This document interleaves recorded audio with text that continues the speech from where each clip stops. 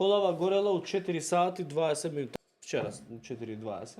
Така стои барем во билтенот на МВР. Сега неофицијално автомобилов го возел, не бил негов, ама го возел вака неофицијално градоначалникот на општина Чаир Висар Ганиу. Контактиравме со Висар Ганиу кој што кажа дека кога горела колата, он бил у Истгейт со негова кола. Прашањето е, како он бил у Истгейт у 4 сати 20 минути са бајле? И шо барал у Истгейт у 4 сати 20 минути са бајле? Мислам не може да отиде пошто да затворени вратите. Не, вика, не знам зошто ме поврзуваат мене со такви работи. Ја бев у Истгейт кога беше запалена колата. А колава е запалена у 4:20. Са бајле.